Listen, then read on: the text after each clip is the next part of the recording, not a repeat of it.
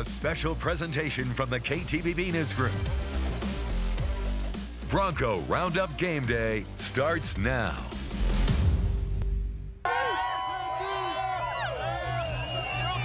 Welcome to Championship Friday in the City of Trees. Boise State hosting UNLV in the 2024 Mountain West title game tonight. Ashton Jeanty arriving for his final game on the blue a little earlier this evening. So much at stake in this matchup. The winner off to the college football playoff, Spencer Danielson, tried to do something that's never been done here at Boise State.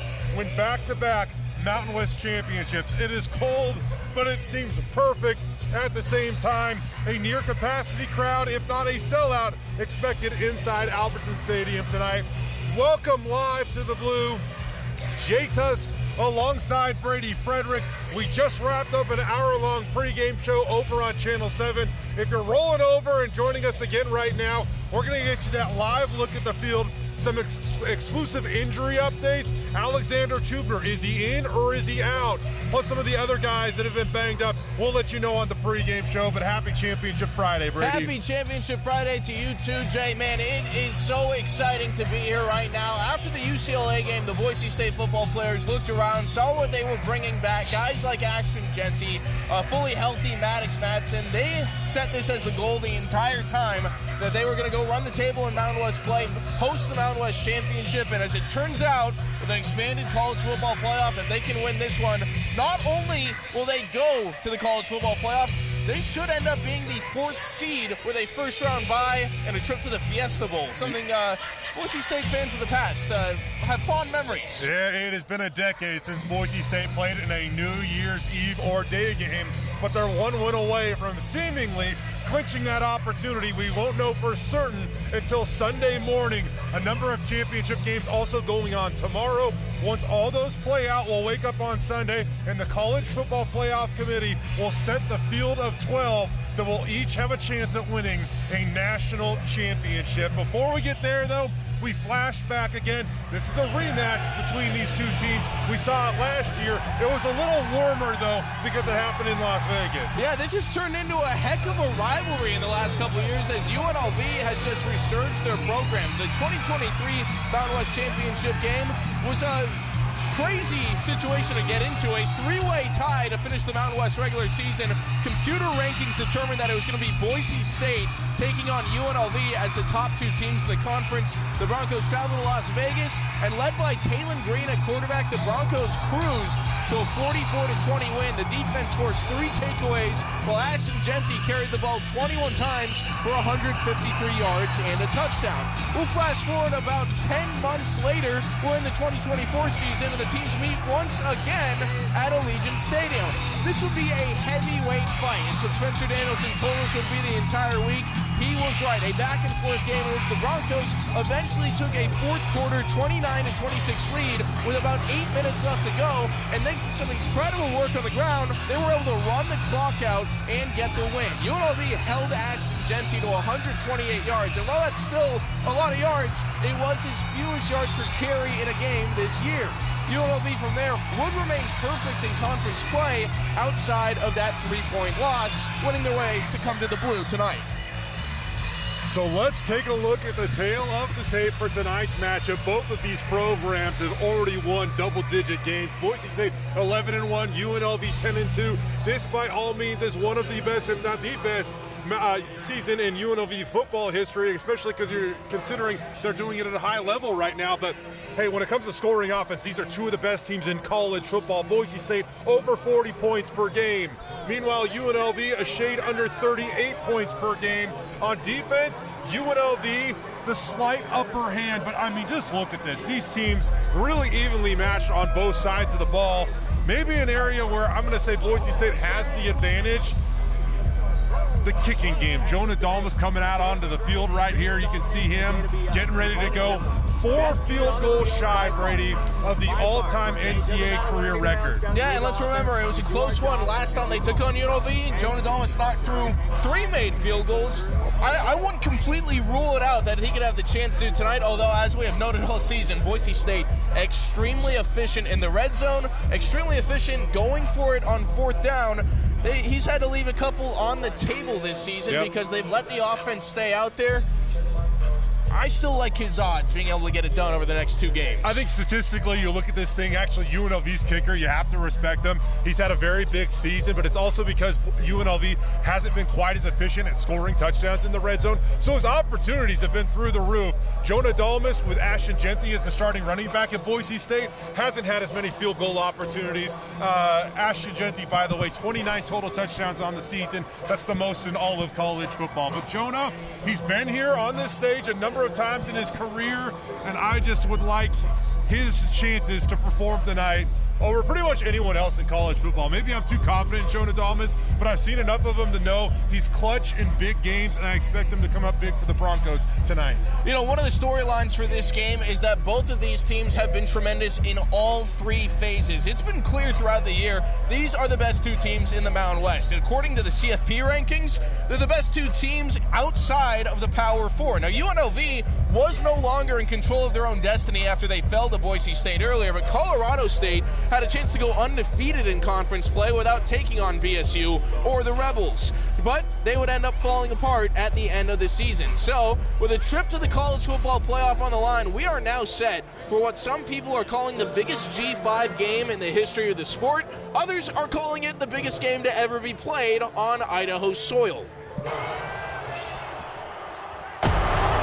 I got a ton of respect for Coach Odom, his staff, the players they've got there in all 3 phases. And we knew going into that first game it was going to be a heavyweight fight, and it was. They had a great plan to attack us, and it was a back and forth battle, and that's what it is in a heavyweight fight. And I know tomorrow's going to be no different. They know a lot about us, and we know a lot about them. I think we're playing our best ball. And I think our team knows that. There is a confidence in the way that we've prepared and excitement about the opportunity to go play. Fortunate and thrilled to have the chance to get a rematch. Energy spent on worrying about the crowd or where we are or the color of the turf. It's a wasted emotion that takes away from your preparation. You know, we've seen them already, we've played them already, so that's to our advantage. We didn't play our best game when we played against them, and we're going to play our best game tomorrow against them. Yeah, they're a physical team, but this program has been built on being the most physical, dominant team, and we will show that tomorrow. We go out and, you know, execute the game plan. So, you know, we're all thankful. We can't wait to get out there tomorrow and just, you know, play our ball, play our brand of ball.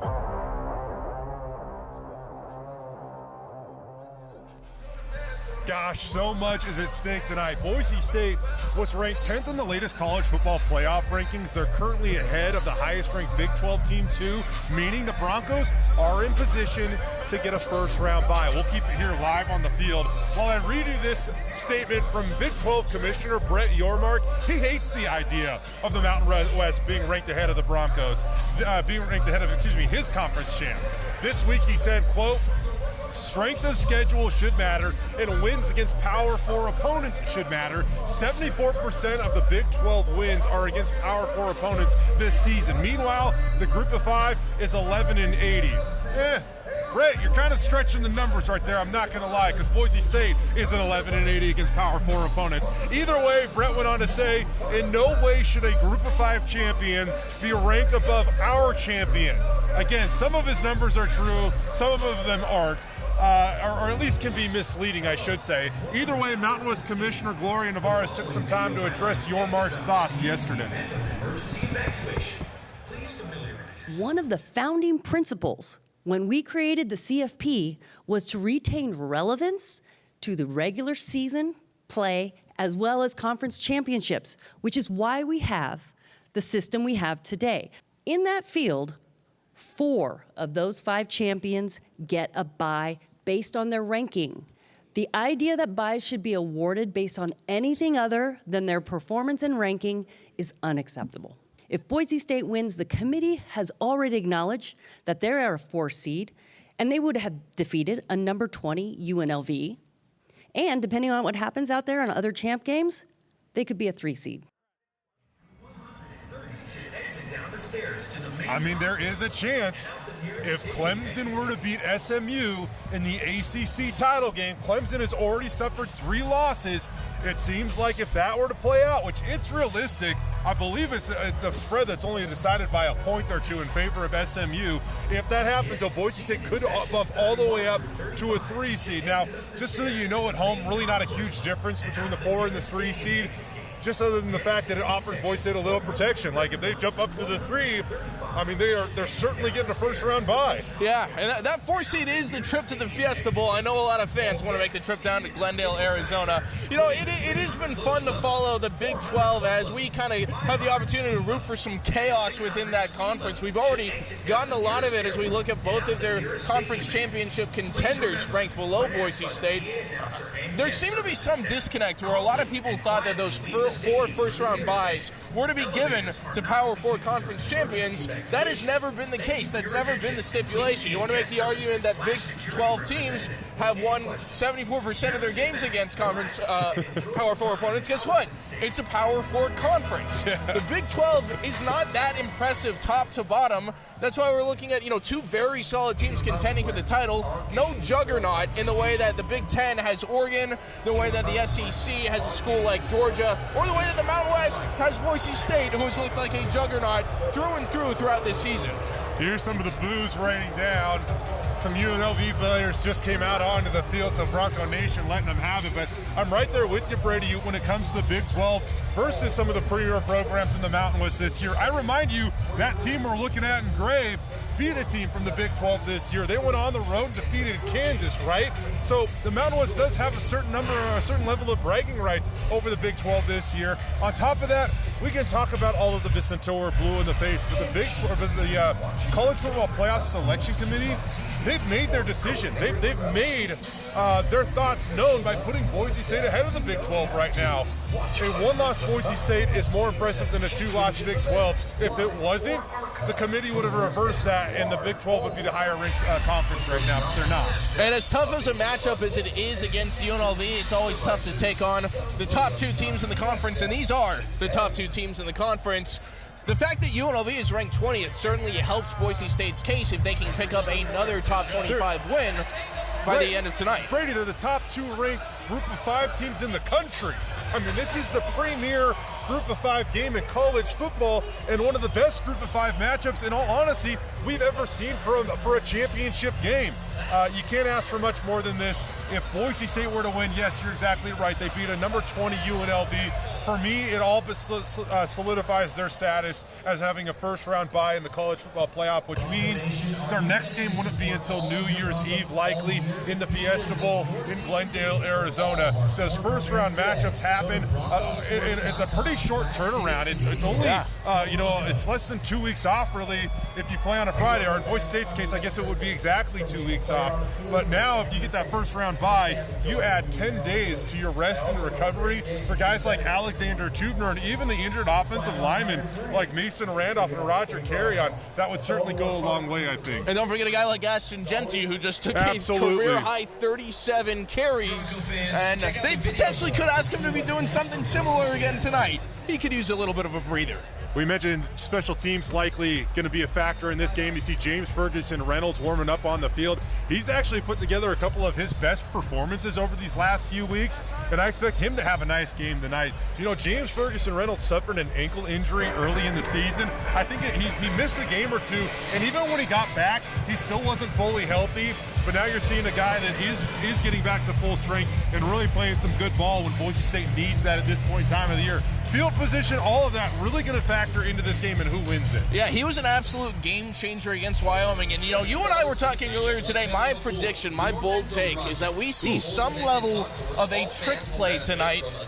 Boise State's been known to do that when it comes to big-time games. I like James Ferguson Reynolds being a guy who might be the guy to get it done. Might take off and run for one? Yeah, we've seen he can throw before. He's got a great quarterback rating after the pass he threw last season at Fresno State. But I love that they're calling it the run-punt option because he rolls out, rugby style, and if he likes what he sees, he can go ahead and just keep on running with it, or he can punt it away. He's gone right up to the buzzer of the line of scrimmage with some of these. It's a ton of fun to watch. It's why he's one of the few guys where you can be a punter and have the fans so excited to watch you come out onto the field. Boise State has won 11 straight games at home. That's tied for the 6th longest active streak in the country.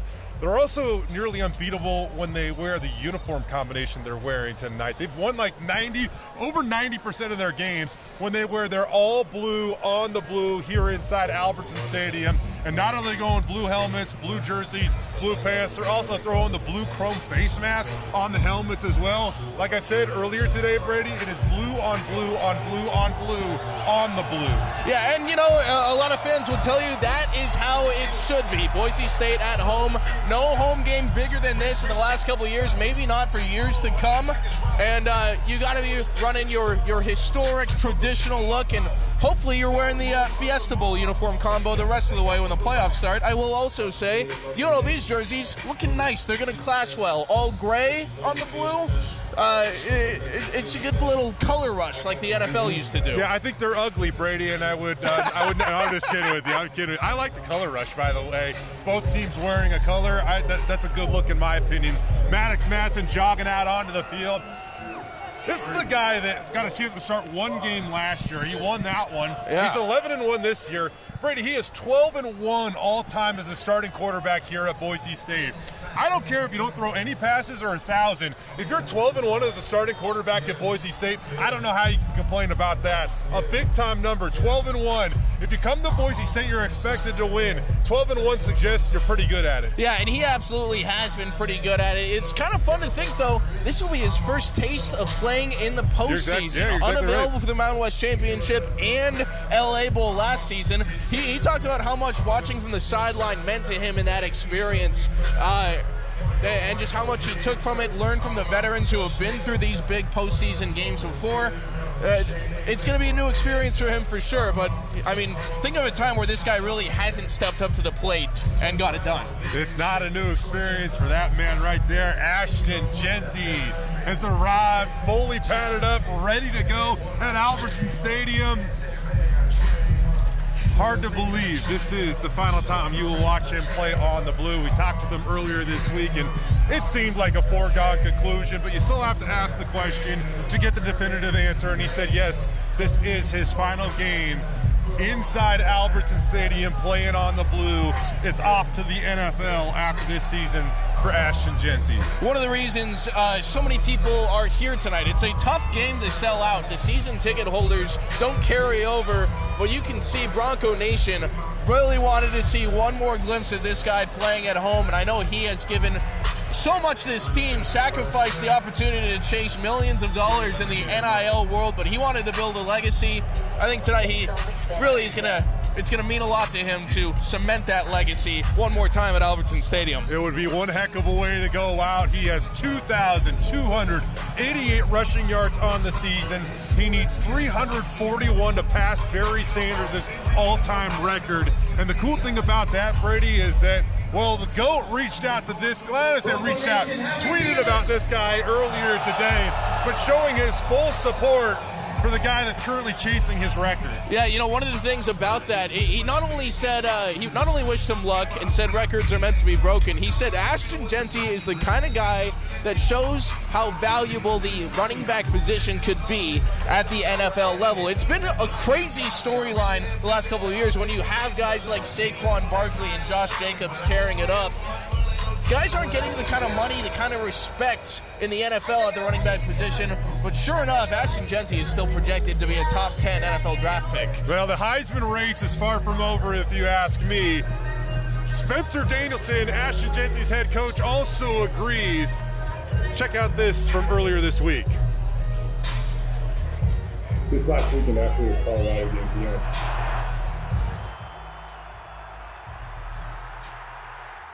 This last weekend after the Colorado game, Deion Sanders said that the Heisman race is pretty much over and locked up. Do you feel like the Heisman race is over and locked up?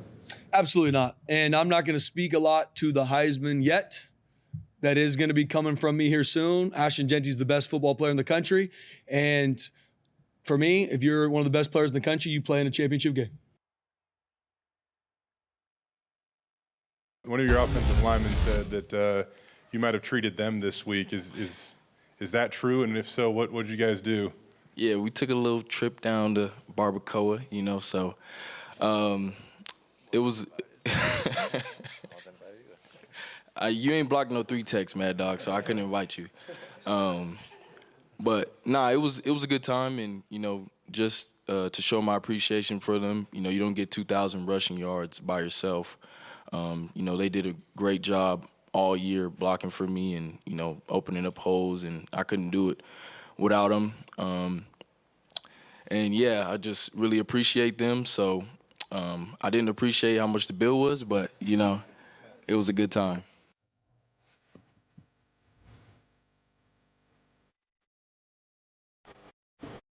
So after his offensive line helped him eat on the field this year, Ashton Jeanty took the big guys out to eat at a restaurant earlier this week. And then back on Tuesday, Jeanty was also named the Mountain West Offensive Player of the Year, earning that accolade for the 2nd straight season. It's the most obvious award in the history of awards. Ashton Jeanty certainly deserves that honor. Now, in all, 14 Broncos earned some type of All-Mountain West recognition this week. Ashton Jeanty was a first-teamer along with left tackle Cage Casey, left guard Ben Dooley, tight end Matt Lauder, and then on defense, Ahmed Hassani, Jaden Virgin Morgan, and Marco Notriani also earned first-team honors.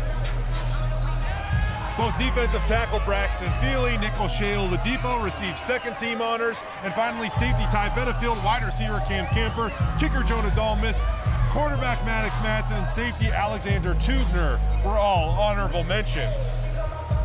You can see Fox, big noon kickoff down at the other end, a national stage that Boise State's going to get a play on tonight. A couple of former Heisman Trophy winners over on that stage. Can't say the same about this stage, but either way, hopefully Matt Leinart as well as Mark Ingram, who have both won Heisman trophies, will give Ashton Jeanty their vote coming up this week. Yeah, and it is pretty surreal to take a look at the big noon kickoff crew, you know, not at noon, at 5 o'clock Boise time. Out here, I mean, it really goes to show you how special this season already has been. It's reminiscent of College Game Day on the Blue back in '07. Really cool to see. This is a little bit of a knockdown show or a watered-down show, if you will, from what they normally do. They're just here for the night to do this pregame show. As Brady mentioned, big noon kickoff. It's normally on a Saturday, and it takes everybody up to noon Eastern time.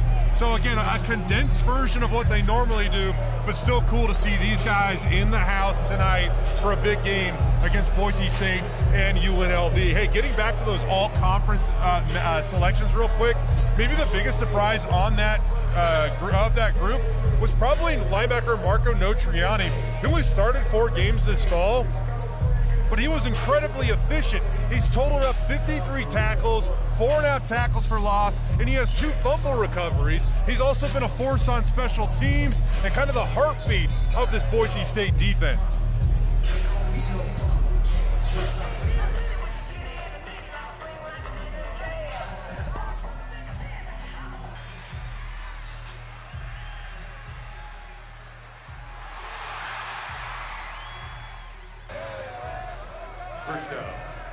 Awesome for Marco. I mean, he preps every day like what, you know, it doesn't matter to him if he doesn't know how many plays he's going to play. He might play 20, he might play 92, and he's going to play them all. You talk about the special team factor with him. You know, he jumps in. He's a culture driver, and so that's what Marco is every day. And he's the example that you want every day. And that's the culture of Boise State football. And I'm fortunate enough to be around him every day. I see it every day. It does not surprise me one bit. But you know, I can't say enough great things about Marco. He is the definition of what Boise State is. He's a Boise State linebacker. He knows his role, and his role is going to be his best play, his best football every time he's out there, and just an unbelievable person to be around. Keeneth Gaines. We are back. The countdown to kickoff continues here live inside Albertson Stadium. Just over a half hour to go. We have some injury updates updates for you. What's the latest? Yeah, you know, the good news is it's a much shorter injury update list than usual. Offensive lineman Tyler Kyneth is still out. Sire Gaines, the true freshman running back, is still working his way back. And wide receiver Chris Marshall will not be playing once again for Boise State. As we've talked about, Alexander Tubner, maybe a game-time decision. And a couple other guys we're looking at, but I mean, a lot of people, such as Mason Randolph and Roger Carrion, should be full go, or at least, 80, 90% tonight. Guys like Andrew Simpson, who's missed some time, should also be back out there. Boise State, all things considered, at the point in the season where a lot of guys are beat up, should be feeling pretty good coming into this matchup.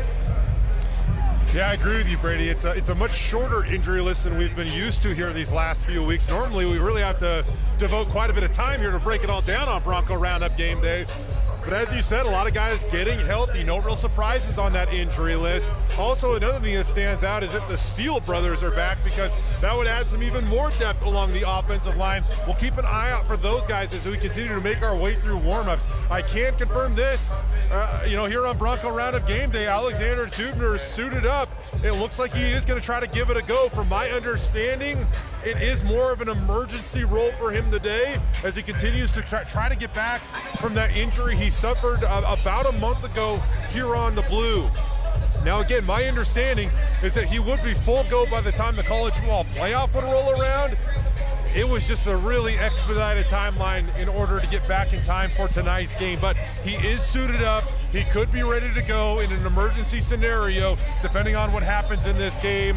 Hopefully, for his sake, he gets to enjoy one last chance to play on the Blue tonight, Brady. Or at least, one last time to run out on the Blue, still live up to his duties as a team captain, be there on the sideline, helping command the defense, get them rolling. But I'll tell you what, looking at him right now on screen, it looks pretty good, looks pretty normal.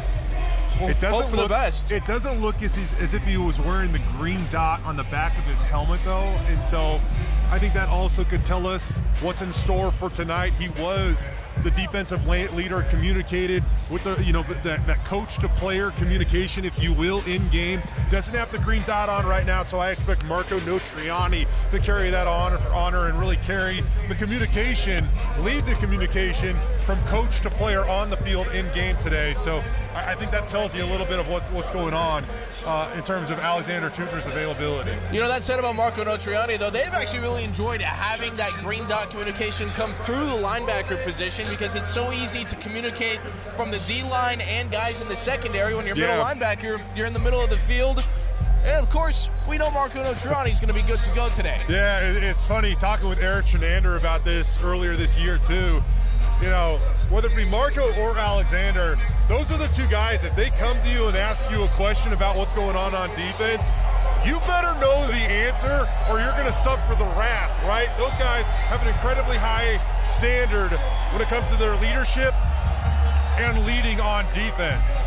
Here comes the offensive line out onto the field. And some more good news, because as we were kind of speculating moments ago, both Jason Steele and Jake Steele are suited up. Both of those guys missed action last week. So now, after you talk about an offensive line that dealt with depth issues all season long because of all the injuries, now they're about as loaded as they've been probably since week 1 of fall camp, Brady. Talking with Dirk Cutter, it has been clear to see that the guys who have come off of the bench, out of the reserves, to fill in at the offensive line have done a tremendous job. But when you look at guys like Mason Randolph and Roger Carrion, there's a reason why those guys are starters. And you can remember back to games like Georgia Southern, the massive holes that they were blowing open so that Ashton Jeanty could go on these 60 and 70-yard runs. Jeanty's been great throughout the season, but in terms of massive openings, him getting a lot of space, we haven't seen as much of that, especially as teams, load the box and try to find ways to slow him down. There's a good chance with a fully healthy offensive line, we might be seeing something we've really never seen in a while from that run game tonight. Yeah, with all due respect for the guys that filled in, as Dirk Cutter told us earlier this week, the starters are the starters for a reason. And both Mason Randolph and Roger Carrion are NFL talents, right? Having those guys back is a big difference. And guys like Zach Holmes did a phenomenal job. Incredible. But at the same time, there's just a difference between the starters. And Dirk pointed that out earlier this week. if Ashton had his starting 5 all season long, like I really don't think it's far-fetched to say he would be a few hundred yards closer to Barry Sanders' record at this point in time. Heck, he might be going for it for tonight if those guys were healthy all year long, Brady. Yeah, I mean, that said, it has been so impressive that he's still as close as he is, 341 yards away from passing Barry Sanders. Just having to average about 171 throughout the rest of the season, 2 guaranteed games to go. Those are yardage totals that we've really gotten used to seeing from him. You can see the Broncos gathering together at midfield. Only a few more minutes left in warm-up, so only a few more minutes left here on Bronco Roundup game day. But we take you inside the huddle here, the hype circle, and it's Ashton Jeanty. He was in the hype circle down at Georgia Southern to start the season. Now he's in it to cap off the regular season in the Mountain West Conference Championship game. Huddled in amongst his group right here, delivering the message.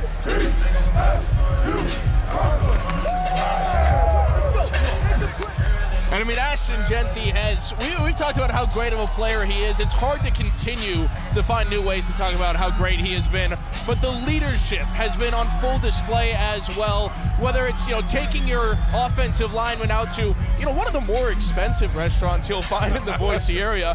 O-linemen, they're not getting the little steaks. They're not skimping out on the sides. He's taking care of them with that.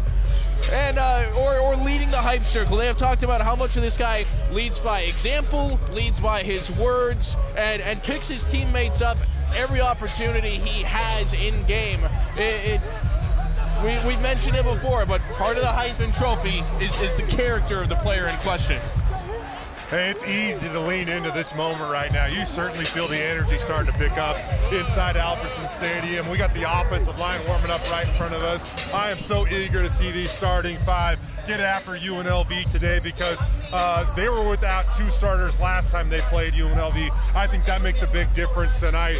When we talk about this offense, Brady, wow, Dirk Cutter has seemingly meant everything to this unit because ever since he's been calling plays, so the last part of the 2022 season and all of this season, they've ran the ball well, and sure, 2 has a lot to do with it, but it's established this overall mentality that has just been infectious across not just the offense, but I think this entire team. With Dirk calling plays, Brady, they're averaging about 250 yards rushing per game. It's crazy to think that this is his final game coaching out on the blue. I believe his 3rd final game coaching on the blue. Right? Maybe he'll come back in 2 years. I mean, I'm certain everybody would love to see it happen.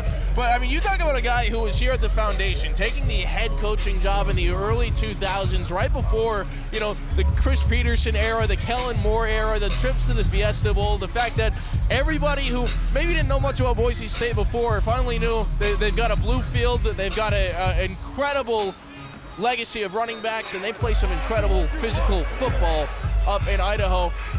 For Cutter to be along the entire way to watch that, he just talked about how crazy it has been to watch the growth, and especially in the last couple weeks. Take a listen. I thought Highland Pokey was the biggest game played on Idaho soil. Highland Pokey, 12,000 in the mini dome, that's hard to beat. And that's when Bronco Stadium was, in those days, seating 19 or 20,000. I was in the press box last week, and they popped that thing up to over 37,000 again. I call Pete, I call Hawk, I tell them, can you believe they're averaging 37,000 fans a game here? Like, that's crazy. God bless the college football playoff for creating this excitement, not just here, but a lot of different places. I think it's awesome for college football. I hope they expand it to 16 like they're talking about. And I hope they don't forget the little guys. 6-yard touchdown pass. I mean, I'm sure that Highland Pokey game that he's talking about was incredible, but I think it is safe to say that tonight, this will be the biggest, most consequential, maybe the most exciting football game ever played in the state of Idaho. We are 30 minutes away, everybody, from 10th-ranked Boise State taking on 20th-ranked UNLV with a college football playoff berth riding on the line. Keys to the game before we let you go. For me, I'm going to focus on Boise State's defense versus UNLV's offense. Malik Williams is a dual threat quarterback. Last time he was able to break containment and bust off a 70-yard run that led to the first score of the game for UNLV. They have to contain him, and I'll say this, specifically on third down. Don't get to third down and allow him to break, to have those back-breaking type of plays. Contain him, get off the field, and let him go sit in the cold on the sideline for a little while. Yeah, absolutely. And don't forget that he has some great weapons. Ricky White III, one of the premier wide receivers you'll find in the Mountain West Conference in all of college football, a first-team All-Mountain West selection. They've got a lot of weapons. They've figured out how to use them, especially over the last couple months since Malik Williams took over. My key to the game, we've been talking about it all night, but I want to see this offensive line come out at full strength. Give the ball to Ashton Genty. Look around. It is freezing. There's fog everywhere. You know what that means? Run the ball. 341 yards away from passing Barry Sanders and becoming the all-time single-season rushing record holder. I mean, it sounds incredible that we're in this position, but man, Ashton Genty seems like one of the very few in the world who could do that. We have so much more coverage still to come here on Channel 7. Once this game wraps up, if Boise State is victorious, we will hit you with a live digital show quickly, showing you some of the celebration, and then we will regroup for the news at 10. We will bring you highlights and post-game reaction of the results of the 2024 Mountain West Conference Championship game. The guys just about to wrap up warm-ups. I'll add this before we leave you. Number 10, Andrew Simpson is on the field. It was a bit of a surprise when he missed 2 games earlier this month, but he's back, and it looks like he's going to get the start at linebacker next to Marco Notriani. Andrew Simpson has thrived against UNLV these last 2 years. 2 of his better games, Brady. Yeah, an interception in both of them. He is a guy who is a chaos creator, a hard hitter, and a guy who can go put a helmet on the ball when Malik Williams is trying to take off. Very exciting to see what he can do in another Mountain West Championship game. Boise State ready for kickoff here at Albertson Stadium, and we hope we got you ready for kickoff, Bronco Nation. More to come later tonight, both on Channel 7 and KTVB.com and streaming on KTVB+. Boise State trying to punch their ticket to the college football playoff. They'll do that if they can beat UNLV on the blue tonight and repeat as Mountain West Conference champions for the first time in program history. For Brady, Frederick, and the rest of our crew, I'm Jay Tust. Thanks for watching Bronco Roundup Game Day. Enjoy Championship Friday in Boise, everybody.